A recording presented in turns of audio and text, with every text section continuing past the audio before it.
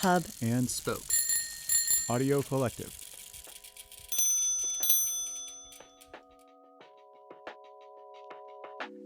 Commercial Type is now shipping Double Accent Pop, our first comprehensive type specimen in nearly a decade, featuring our full library in a compact paperback format. This book is intended for reading as much as it is for looking at type, with an essay by writer Molly Lambert exploring why some of the most iconic duos in pop music history flourished or flopped. Workshop's founder Chris Wu had free reign on the design, giving each thread its own layout and showcasing the entire Commercial Type library. The specimen is a buoyant fusion of content and form, irreverent, opinionated, and exhilarating. Find it now at commercialtype.com.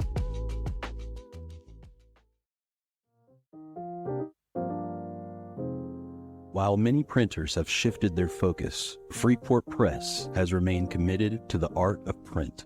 For companies that need a printing partner for magazines, look no further than Freeport Press. We offer the capabilities a customer would expect from a national printer while offering the level of customer service clients expect from a family-owned business. Freeport Press. We do print, and we do it well. freeportpress.com.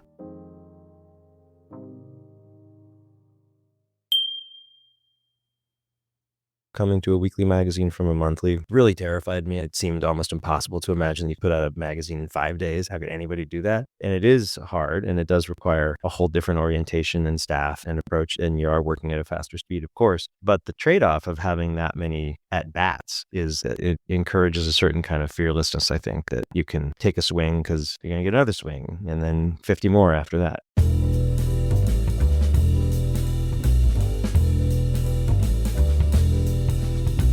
This is Print is Dead, Long Live Print, a podcast about magazines and the people who made and make them. I'm Deborah Bishop. I'm Patrick Mitchell. I'm Rachel Baker. I'm Maggie Bullock. Hear that? It's the sound of all the hardware that Jake Silverstein's New York Times Magazine has racked up in his almost 11 years at its helm. Pulitzers and ASMEs are heavy, people. When we were preparing to speak to Jake, we reached out to a handful of editors who have loyally worked with him for years to find out what makes him tick. They describe an incredible and notably drama-free editor who fosters an amazing vibe and a lover of both literary essay and enterprise reporting who holds both an MA and an MFA.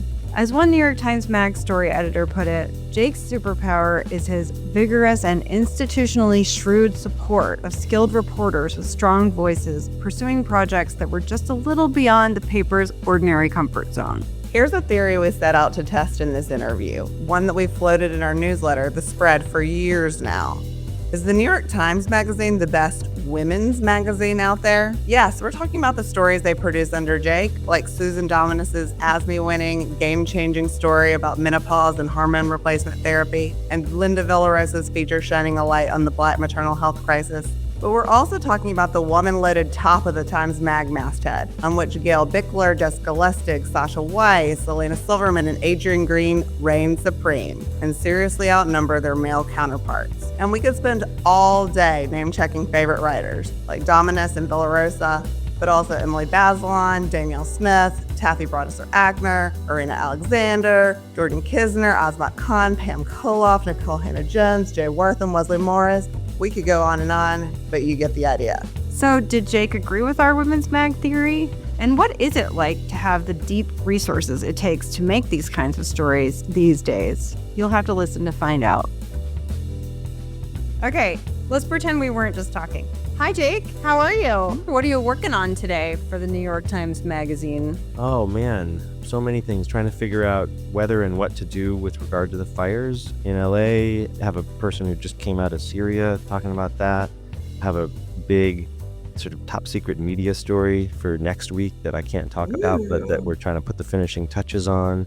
And that all sounds really serious, but there's probably some fun stuff in there too. No, you realize you just said our four, I can't count them, favorite words, top secret media story. We're like edge of our seat. Okay, so we have an opening pitch for you, Jake. We've heard such nice things about you as a manager, which is not always the case with people in your line of work. And most magazines, especially your competitors, there's a culture of fear and keep everybody on their toes to squeeze the most out of them. But everyone we talked to in advance of this interview said that your magazine couldn't be more different, that it's an amazing, drama-free, supportive, nurturing place to work, and it's because of you. Oh, that's nice. So here's a game we want to play with you. Imagine we were one of your star editors with two heads. We just got this big, fat competing offer from, let's say, the Atlantic. It would definitely be the Atlantic, first of all. That's what we I figured. don't know where we got that. What would you say to us to make us stay? Like, what do you say to people to keep them? Okay, I don't say, but we're a drama-free workplace where everybody gets along because I'm such a nice guy. I don't say that. I'm glad to hear that is a perception. I tend to, in that type of situation, which of course does happen quite a bit, really, I often talk to people who are considering leaving about just how incredible it is to be doing this work from the platform of the New York Times. That the reach and the resources and the kind of expertise that exists within the building on like a huge range of different types of media is just unparalleled. And the ability to get people to pick up the phone when you call them and tell them that you're calling from the New York Times is truly remarkable. And so I often, from the magazine, tell people that they have this incredibly lucky opportunity to be working on that platform, but doing the work that they know how to do as people in the magazine world on that platform, right? We have this unusual opportunity to get to do magazine work, to get to do long form storytelling, to get to write in the way that we write, to get to do the kind of incredible creative work that Gail does, but on this like giant platform that is as giant as it is because it's a news platform, right? Because it wouldn't really probably be that big if it was only a magazine platform. So that's a unique proposition. And I've definitely used it to try to keep people who are entertaining the idea of leaving. And I think it's worked more than it hasn't. We hear that when you took the job in 2014, you said you would only be in it for 10 years. That's what we've heard in our reporting. And so here we are. The clock just struck. It's 2025, baby. It's true. I think what I said was that I wouldn't even think about whether I wasn't going to be in the job until I had been in it for 10 years. That it didn't seem worth doing unless you could do it for at least a decade. Because then you could be like, see that decade there? That was my decade. That 10 years as a unit of time had a certain kind of meaning to it. So it didn't mean that as soon as I hit 10 years, I'd be out the door. My 10-year anniversary was last like May. And I will say that I did feel a certain sense of accomplishment hitting that mark, in part because with the weekly magazine, you can look at, and the staff did a nice thing, which is they created a visual so that I could do this. You can look at all of the covers, hundreds and hundreds of covers that you've produced across 10 years. And like, it's pretty interesting to look at many hundreds of covers and remember all the different twists and turns that you took to get to each one across a decade. What's your favorite cover? I knew you would ask that. I don't have a favorite cover. It's too impossible to ask that. But what I will say is that one of the incredible joys of doing a weekly magazine is that you do so many covers that you actually forget some of your favorite covers. And when you go back and you're like, holy shit, I forgot. I love that cover. How could I have forgotten that cover? That ability to like discover with all the pleasure of discovery, things that you yourself created and not alone, of course, like in this incredible team that we have. That's pretty special. That I think was honestly was one of the sort of surprises of coming to a weekly magazine from a monthly, which really terrified me. It seemed almost impossible to imagine you could put out a magazine in 5 days. How could anybody do that? And it is hard, and it does require a whole different orientation and staff and approach, and you are working at a faster speed, of course. But the trade-off of having that many at-bats is such a treasure. It encourages a certain kind of fearlessness, I think, that you can take a swing because you're going to get another swing and then 50 more after that. So you started out, or I should say you became known first as a writer for Harper's. And then the chance came up to work at Texas Monthly, which isn't necessarily like a logical next step for a shiny star at Harper's. What was the appeal of moving to Texas and working in that ecosystem? So I started writing for Harper's. I was an intern at Harper's, as a lot of people have been, and actually a fair number of people who are at the New York Times Magazine right now. There's like maybe 5 or 6 of us who at one point or another were interns at Harper's. Anyway, I was an intern at Harper's, and after doing that, did a little freelancing for the magazine as a fact checker for, I don't know, a few more months. And then I moved to West Texas to work for a little small town paper in Marfa, the Big Bend Sentinel. After about a year of covering normal stuff for them, school board meetings and city council meetings and stuff like that, I wrote my first story for Harper's. And then I bounced around a lot over the next, I don't know, 6 years or so, and was writing a little bit as I went for Harper's, probably 4 stories over the next 5 or 6 years. So not a lot. And at the tail end of that, I ended up in Austin, Texas, and it was time to get a job. I went to talk to Evan Smith, who was then the editor-in-chief of Texas Monthly. And I was really hoping I could get a staff writer job. That was my dream. I imagined being like one of the old New Yorker writers, except in Texas. I wanted to be like Joseph Mitchell for Texas. And he said, I don't have any jobs for staff writers, but actually I have an opening for an editor right now, just like a story editor. Would you want to apply for that? And I needed a job, so I said yes, even though I had real misgivings about being an editor. I still was really focused on primarily being a writer. He gave me the job, and I found that I liked it quite a bit. And that was 2006. It moved rather quickly from there because Evan then left in 2009 to found the Texas Tribune. And by the time he left, I applied to get his job and got that. The rest is a blur, to be honest. So you were at Texas Monthly for a while, like 8 years. Yeah. And then there was a big high profile search for the next editor of the New York Times Magazine. I remember very vividly. Yes. And you were the surprise winner.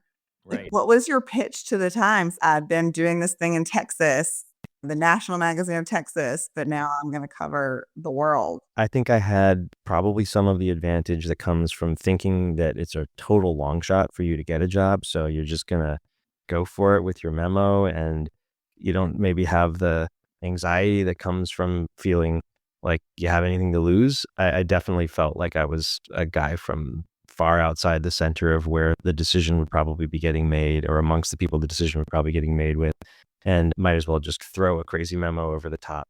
I don't remember everything I said in that memo. The gist of it was that I thought the magazine should be more literary. I thought that it was taking as its competition New York Magazine, and that it should be taking its competition as the New Yorker more, that it was maybe not entirely, but that it was perhaps focused in the wrong direction at the time. That was my take. I thought it needed to have a greater diversity of voices. I remember that was a big section of the memo. There was also a big idea in the memo that the writers who were writing for the magazine needed to have a much bigger presence online. In practice, that didn't work out as well for various reasons, which we could talk about. But everything else did play out the way that I had pitched it to them. I don't know if that's why they hired me. I don't exactly know what was the main thing that was appealing to Dean. Dean Baquet was making the decision for Jill Abramson. She was the executive editor at the time, but she had dispatched Dean to go find her a new magazine editor. And that was very lucky for me because then Jill got fired on my 3rd day in the office. Ooh. I had been primarily interacting with Dean up until that point.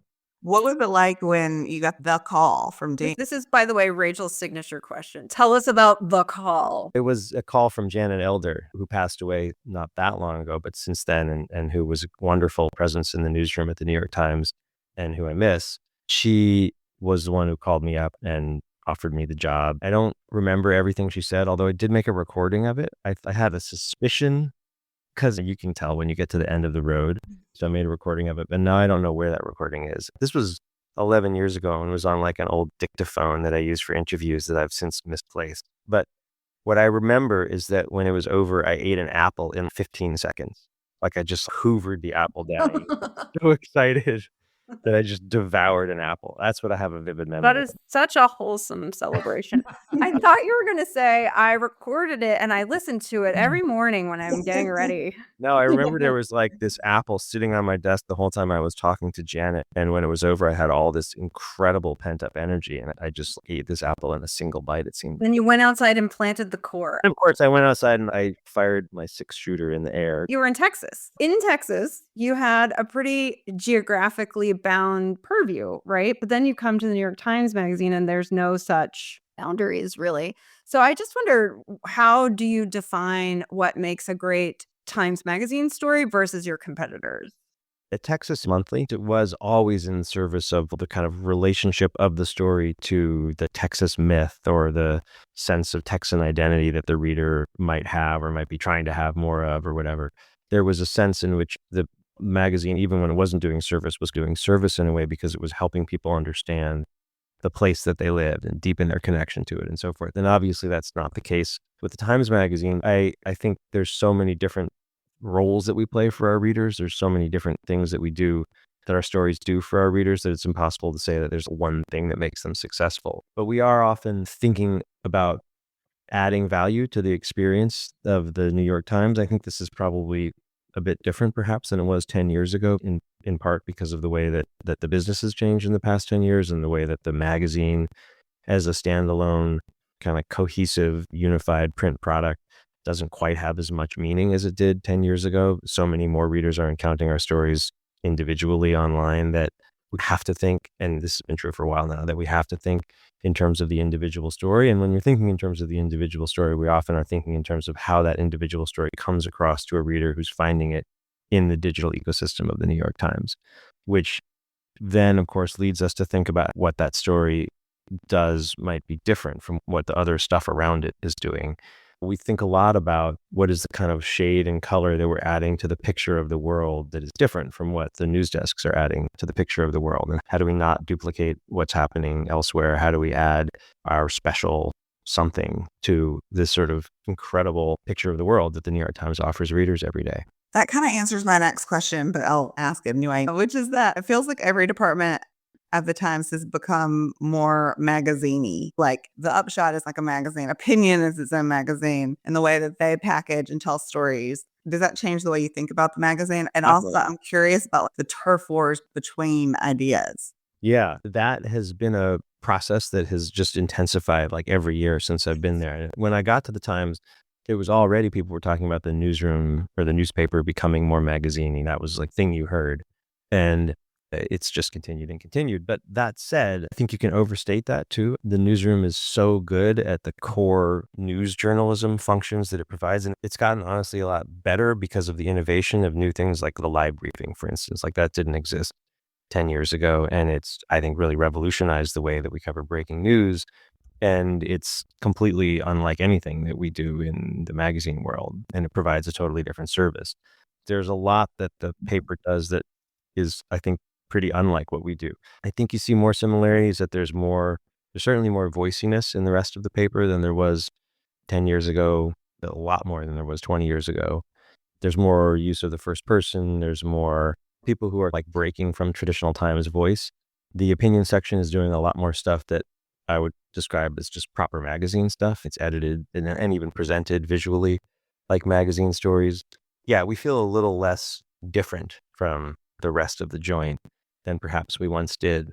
But that's okay. I think it makes it a little harder to do our job than once upon a time because the distinction is not quite as obvious always.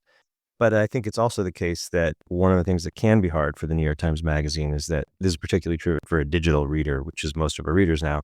If they're accustomed to 9 times out of 10 clicking on a link and it's like a news story, when they click on a link and it's like a 7,000 word character-based narrative, they're like, what the hell is going on here? And they bounce after 2 paragraphs. That doesn't always happen, of course, but it does sometimes happen.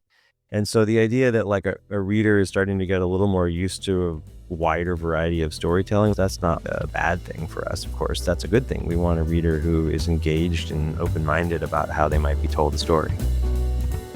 We'll be right back. Hi, this is Jeremy Leslie at Mag Culture.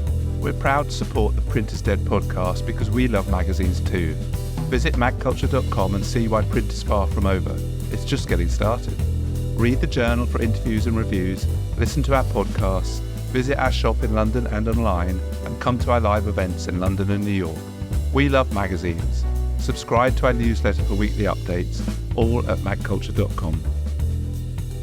We've heard that a big part of your job is actually outside of the magazine per se, like developing new ideas and franchises like the interview podcast and the Great Read. How does that work, that you're this creative engine or incubator at the paper? Yeah, the paper has such a great track record of digital innovation and coming up with new ways to present stories digitally over the last 10 years. And it's been exciting that the magazine, rather than just being seen as like the people who make the magazine over there, has started to become more integrated into that and seen as like a place that can be a home for new digital projects that, though they may be produced by the magazine or overseen in some cases by the magazine, are not really the magazine, are actually just part of the digital experience of the New York Times. And the idea column that we've started running in the last year is a good example of that.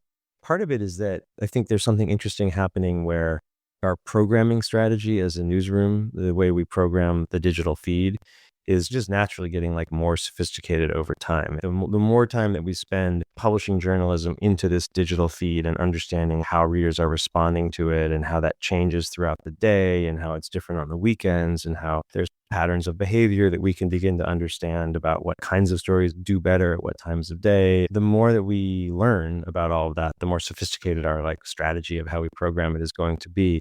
And I think the magazine is, in a sense, the print magazine is, in a sense, is the result of a earlier version of people thinking about programming strategy. Obviously, that's a technical sounding term, but like at some point in time in the late 19th century, it was believed that part of the programming, the editorial programming of the New York Times should be this like weekend magazine that would do something a little different. And readers would, I don't exactly know what the market research from 1896 was that indicated that there was an appetite on the part of the readers for such a thing. I don't know what that research was, but presumably there was some idea that there was like a moment in the week or a type of reader or a type of offering that would reach a reader at a certain time, and it could be a little different and it could have pictures. It was the first part of the New York Times that had pictures.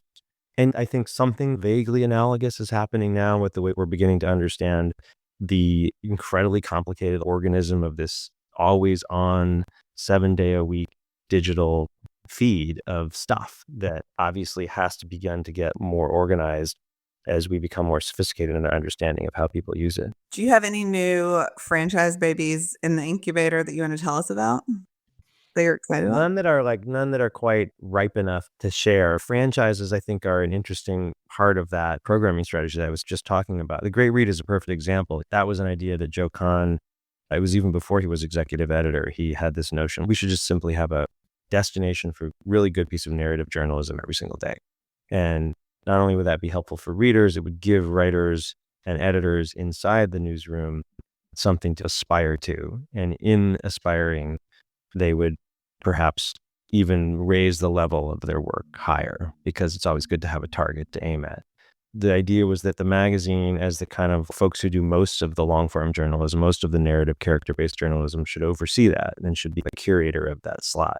So that was in some ways of this recent group of franchises that you're talking about. That was the original one. And the way that they function is really different from how the magazine has overseen in the past to function. In the past, if we had a column in the magazine, literally in the magazine, we would essentially control the assignment and the creation and the editing and the publication of every single thing that went into that column. But with these digital franchises, there's a balance between creation and curation. So sometimes we're ginning something up from the ground floor, and sometimes we're finding stuff that exists. That's a whole team. It's run by a really talented editor named Claire Gutierrez. Our former colleague. We worked with Claire at L. Shout out to Claire. Right, I forgot that you worked. Since you worked with Claire, I will never hear the end of it if I don't say her name in connection to the Great Read. I'm saying that Claire runs the Great Read, and she does quite a good job of it. Okay, so switching gears somewhat, Jake, when you found out about this interview, you may have wondered why we were the ones doing it. I didn't, but go ahead. Let me solve that mystery that's been keeping you up at night.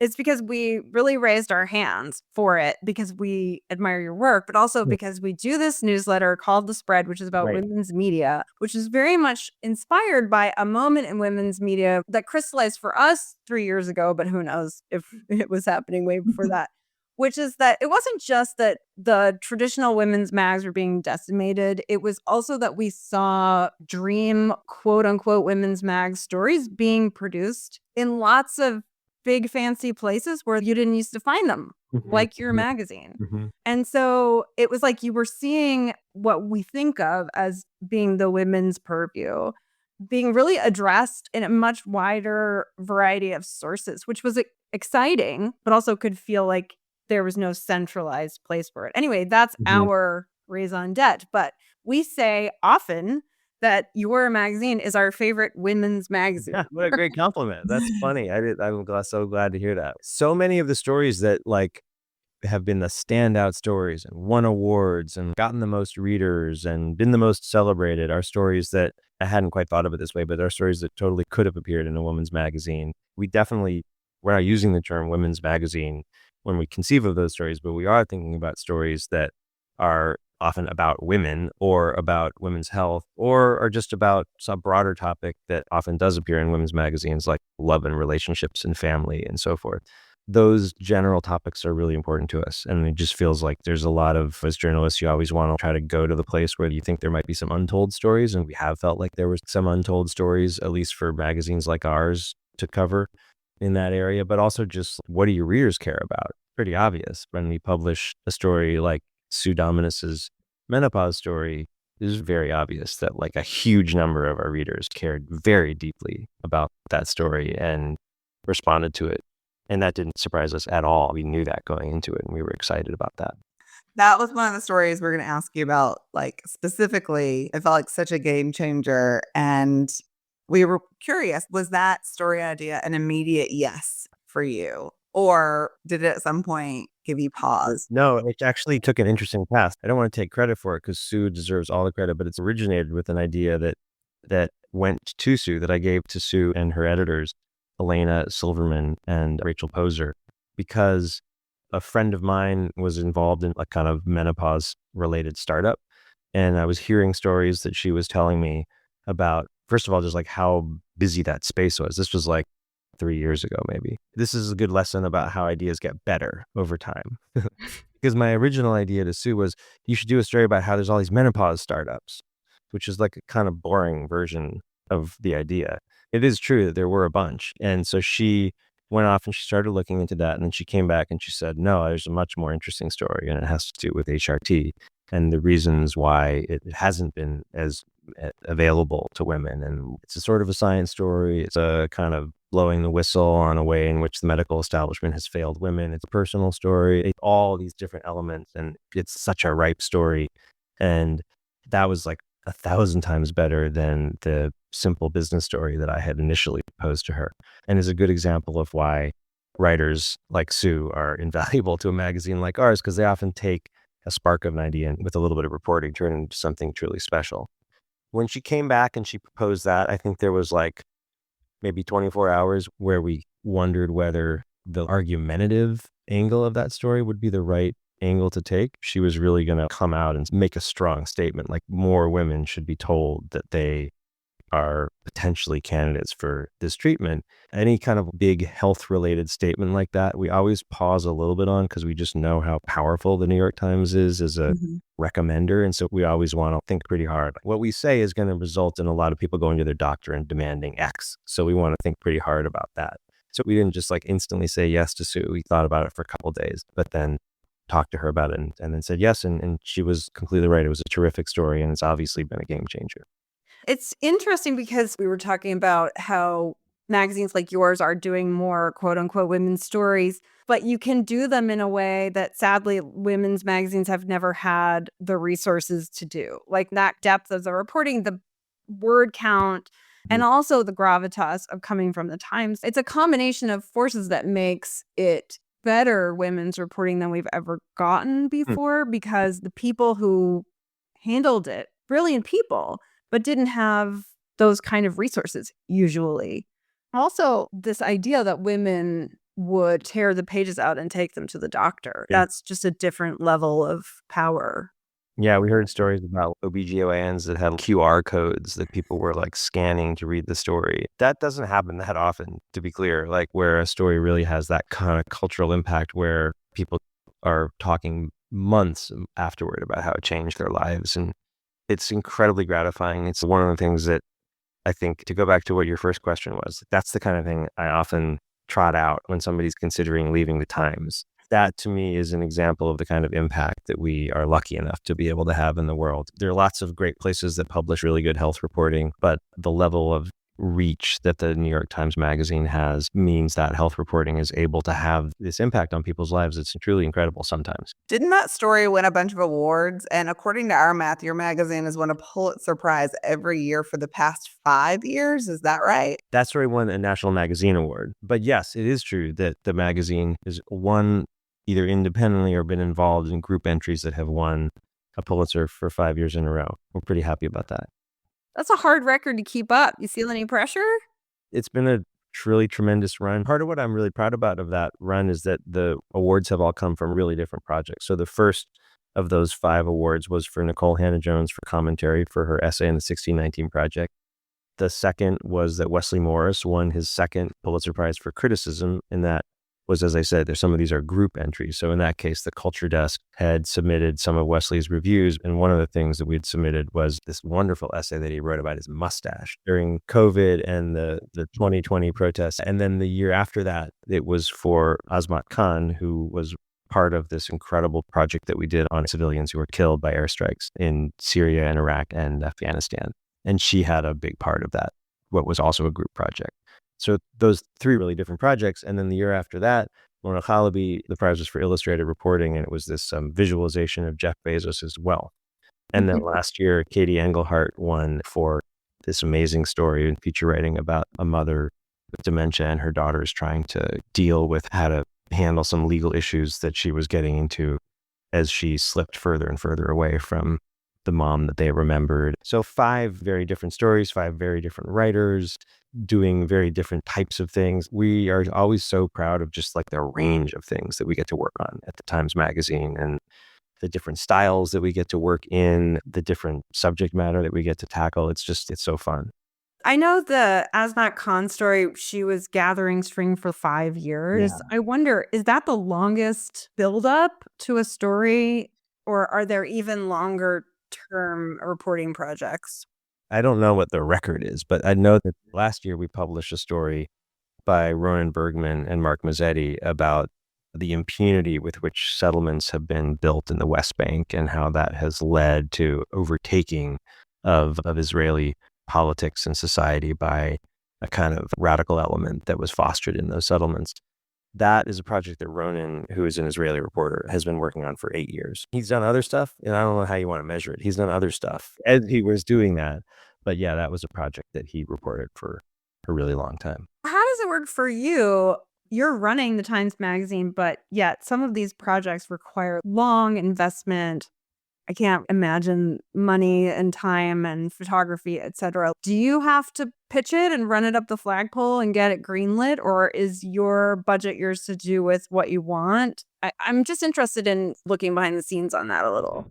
It depends. I would say the majority of the stuff that we assign and move forward on at the magazine, we're not running all of our assignments up the flagpole by any means. It would become almost ungovernable for the top of the masthead if we were doing that. And historically, at least in recent times, maybe since Adam Moss wrested it away from its identity as truly like a newspaper supplement, it really was seen as an independent publication. And there was this sort of custom that the magazine editor, I don't know how long back this goes, but when I got there, the custom was that the magazine editor would trot down to the 3rd floor with a printout of the magazine cover for that week to show to the executive editor. So I would do that every week, show the cover to Dean. The main way that the magazine would present itself to the executive editor for approval was via that cover meeting. That was really obviously pretty print-centric, and now it's completely different. We're in a much more, this also happened during Dean's tenure, we were in a much more kind of constant dialogue about the magazine and what it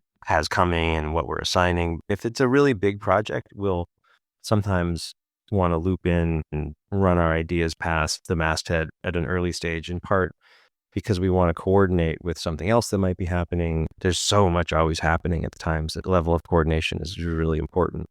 But there is a fair amount of independence granted to the magazine to pursue its own assignments. And I think that's part of how you end up with an output that feels different. It's not like the same editorial impulses that are informing the decisions about all the different stories.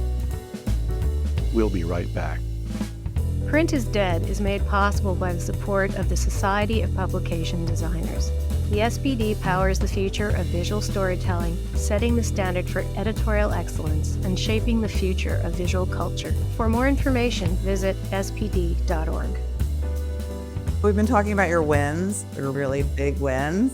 In your years of the Times Magazine, you've also had your share of controversies. There was the 1619 Project, which was in many ways a wild success, but also controversial. There was the Emily Bazelon story about the trans kids. And then arguably one of the biggest journalistic controversies over the last couple of years was around staff writer Jasmine Hughes, who was seen as such a star writer and who we covered all the time and still do in the spread, when she resigned after being disciplined for signing a letter protesting the Israel-Gaza war. As an editor and a boss, What would you say you learned from that experience and all these controversies? I don't necessarily think you learn anything from these controversies that they're all different, of course. Dramatically.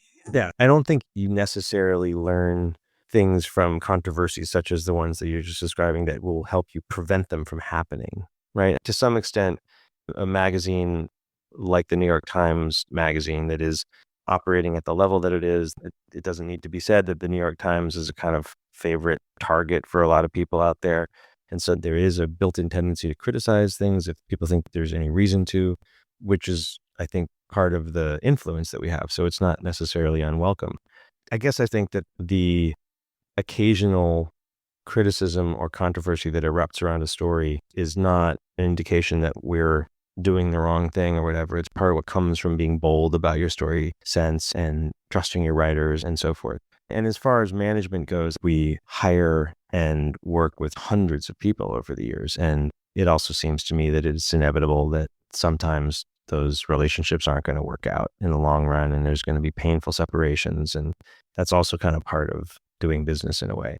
I think what I have learned, though, about all of those, and I just would say in general, what feels like a good lesson to take from any kind of difficulty that you encounter running a magazine like the Times, is just that the more you're able to communicate with your staff, externally, you can't control what people are necessarily going to think. I've also learned that people have a certain kind of bias against the New York Times, certain people. It just colors how they think in a way that becomes very difficult for us. So you can't necessarily control how an external audience is going to perceive something when a controversy like the ones that you've mentioned erupts. But you really can speak in a very forthright way to your staff and to your internal audience. And it can be really hard for any group of people when their magazine, their institution, their team is being criticized. Because often you're not even as part of the team, or maybe not even part of the story or the decision that is getting criticized, but the place that you work is getting attacked by people on social media, maybe even by people in your friend group or whatever. And it's very helpful when the boss is able to speak in a very forthright and transparent way to the staff and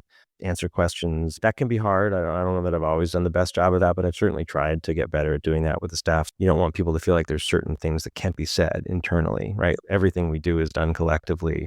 And so whenever there's any outside controversy that swirls around anything that we do, it can disturb that. And I just really try to make sure that doesn't happen. So we were really hoping that in the time that we have here, you might do a little storytelling behind the storytelling. Give us the VH1 behind the music of a favorite production of yours, or a story that either was very hard to make or was just like weird and wild to make. Is there a favorite or one that sticks out in your memory?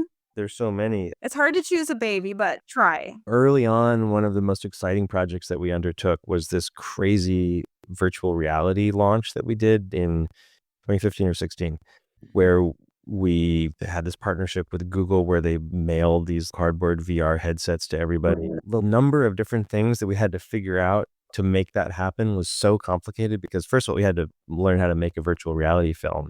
We did 3 films that were about displaced children. It was at the moment when the global migrant crisis was really peaking and felt really serious. And at that point, something that readers had not yet read a lot about. And we wanted to really take readers inside that in a profound way. And we had started to experiment with VR and thought, this is cool. Let's try to do something novel with this. And so our thought was to put people in the experience of children who have been displaced by war.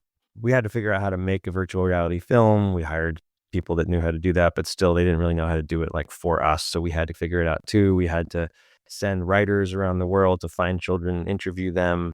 We had to build an app, a VR app, and then get a significant number of New York Times readers to download the app and know how to download it and then know how to use this Google Cardboard. So there was a lot of product design that we had to do. People would receive their paper on a Sunday and they'd never heard about any of this before. And all of a sudden there's this confusing Google headset. The fact that we did all of that, and this was a project that Gail Bickler and I worked on really closely together, and a lot of other people too, but Gail was particularly important to it, Kathy Ryan as well. It was just so satisfying to figure out all these new things. None of us had ever done any of this stuff before. Figure it all out and then pull it off to the point where we had created this moment where on a particular day, hundreds of thousands of people all across the country who get the New York Times were having an experience that they'd never had before. That was very thrilling. So that was one project that springs to mind. That was a long time ago now. In 2019, Jonathan Mahler and Jim Rutenberg did their giant story about the Murdoch Empire, which then became a CNN documentary. Yeah, just a regular old story. So satisfying, that one. Right before that, the Times had renovated a bunch of its conference rooms and made them into whiteboards.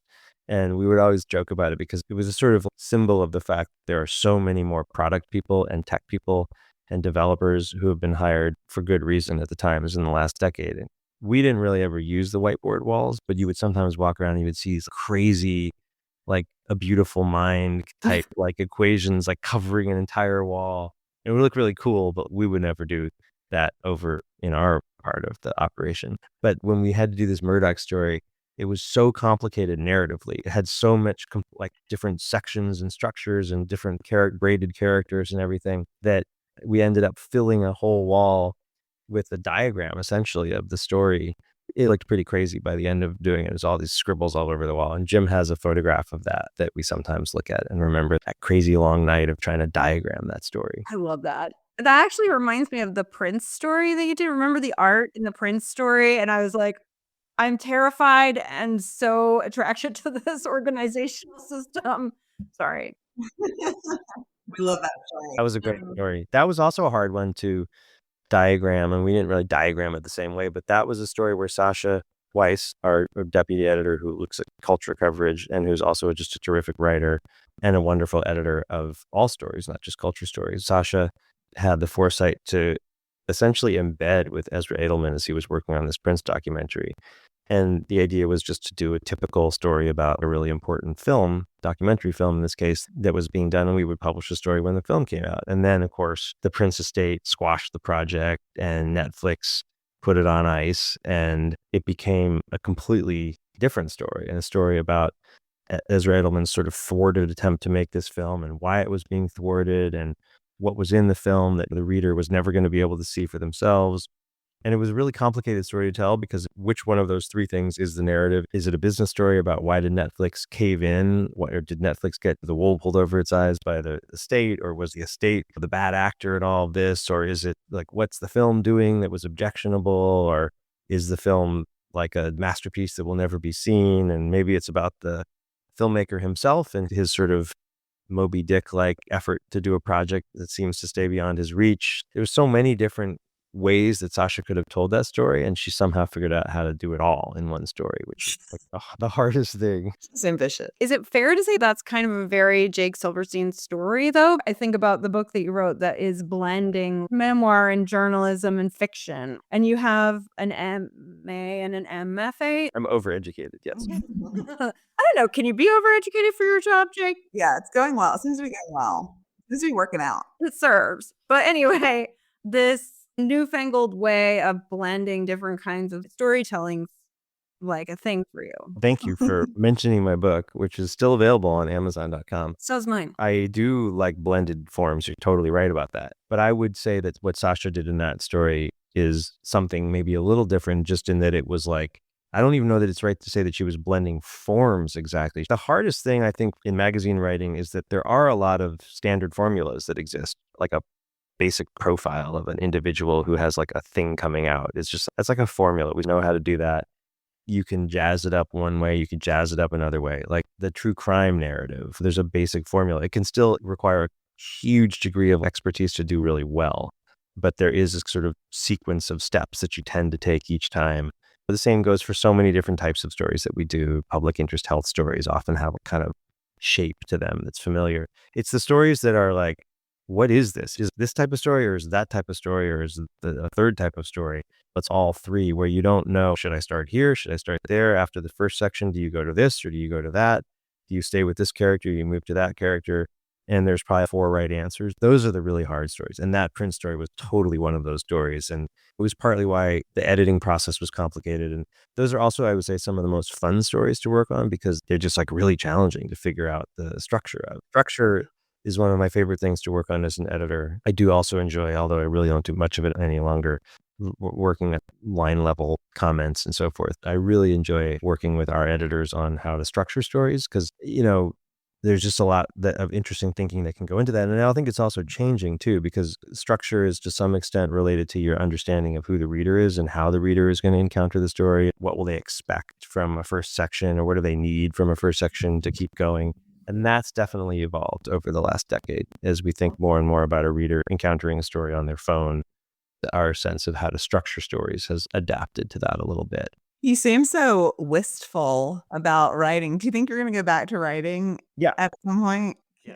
And is there a book happening? Somebody told us about a book. Yeah, I am working on a book that's a book of history. It's a history of American history, but I'm working on it rather slowly. Want to say anything else about it? What's your spin on the history? I got very interested in historiography after we did the 1619 project and wrote an essay for the magazine about the kind of dialogue between the way that what we would consider standard American history, the kind of dominant narrative of American history of the founding and so forth, and how that has evolved over the last 250 years. And the dialogue between that and a more critical take on American history that has slowly emerged. And it's not only that it's critical, it's that it's also a telling of American history that broadens the frame and that is more inclusive and includes a lot more actors and characters and subjects and types of people and points of view and so forth than what was traditionally included in the narrative.